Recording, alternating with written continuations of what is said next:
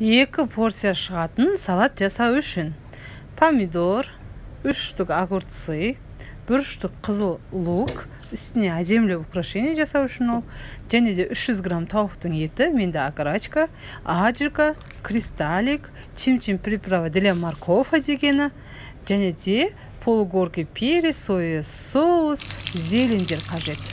Мінекей, мен кішкене 10 минут қара бұрыш, қызыл бұрышты салып, кішкене майонез қосып, тауықтың етін бұқтырып қойдым. Кішкене ғана қойып қойдым.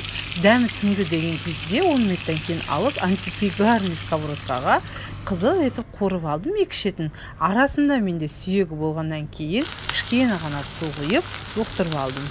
Кабачкиларымызды бұлай турадық.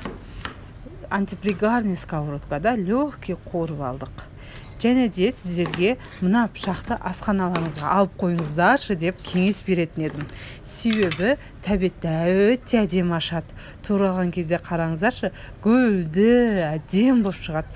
Үйде көже жасасаңыз да морковтар турау үшін, картоптар турау үшін осы пышақ сіздің асханаңызда болғаны жөн деп айтатын едім. Помидорларымызды турап аламыз. Және де полугоркиларымызды тонкий қылып турап аламыз. Светофорды турап жатырмын. Сіз полугорки перец ащы болады. Ащы болғанын қаламасаңыз, светофор қосыңыз. Чим-чим приправаның для финчуза дегенде болады. Оны қоссаңыз да болады, бірақ морков дегені өте дәмді деп айтушы ем. Бұлай енді арада болып тұрады, осындай балдар ол кезде осылай салып жере саласыз қой. Көрмейсіз, бала бәріміздің үйімізде бар. Отбасының бақыты, өмірдің мәні бала. Мінекей, турап алған заттарымыздың үстіне ұзын-ұзын қылып лукты турадым. Лукты сақтап турап тастамайсыз. Аз ғана аджика қостым.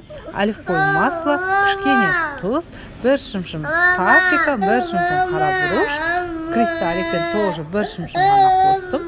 Бармақтарының ұшында слегка араластырдым. Тыңдап алыңыз, алақанымен араластырудың қажет жоқ. Сіздің овощтарыңыз свежий болып әдем көрініп тұрсын десеңіз, тек қана саусақтарыңыздың ұшымен медленно еркелетіп қана араластырасыз. Сосын тарелкаға салғаннан кейін манағы қызыл лукпен үстіне кальций жасап қойдым, что біздің салатымыз аппетитный болып көрініп тұру үшін, достар. Мінекей, 2 қонағыңыз келсе де, құдаңыз келсе де жасап көресіз деген үміттемін, достар.